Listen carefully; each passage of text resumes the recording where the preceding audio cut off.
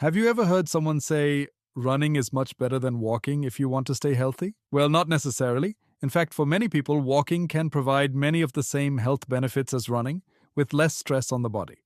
So, does that mean walking is better than running? Let's find out. Hello, everyone, and welcome back. One of the most common questions I hear as a physiotherapist is, should I walk or should I run?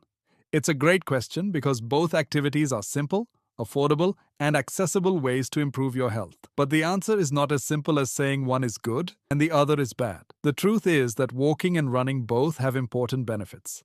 And the best choice often depends on your goals, fitness level, and overall health. Let's understand why. First, let's look at what walking and running actually do.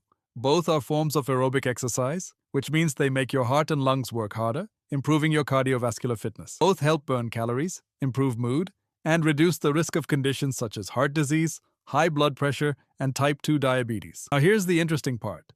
Many people assume that running is automatically healthier because it burns more calories in less time, and while that is true, health is not only about calorie burning. Walking has several advantages that people often overlook. Walking places much less stress on the joints compared to running. When you run, every step can create forces that are several times your body weight through your knees, hips, and ankles, whereas walking creates much lower impact forces. Think of it like driving a car. Walking is like driving steadily on a smooth road, while running is like driving faster. You may reach your destination sooner, but the demands on the vehicle are greater. Neither is wrong, but the wear and tear can be different. Most people don't realize this, but because walking is easier on the body, many people can do it more consistently, and consistency is one of the most important factors for long-term health. A 30-minute walk that you do every day is often more beneficial than a running program that you start enthusiastically but stop after 2 weeks because of pain or fatigue. Let's also talk about injuries. Running is a safe activity for many people, but it carries a higher risk of overuse injuries. These may include knee pain, shin pain, Achilles tendon problems, or foot-related issues. Walking has a much lower injury risk, making it a good option for beginners, older adults, people carrying extra body weight, or those recovering from certain injuries. That doesn't mean running is bad. Running can improve cardiovascular fitness more quickly and may help athletes or people training for performance goals.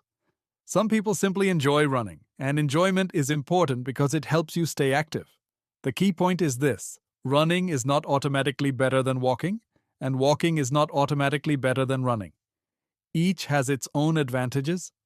The best exercise is often the one that you can perform safely, consistently, and enjoy doing. So, what should you do? Here are a few simple recommendations. If you are new to exercise, start with walking. Aim for 20 to 30 minutes most days of the week. If that feels difficult, begin with shorter walks and gradually increase your time. If your goal is general health, weight management, stress reduction, and improving fitness, regular brisk walking can be extremely effective. If you enjoy running and have no medical restrictions, running can be a great option. Just increase your distance and speed gradually and listen to your body.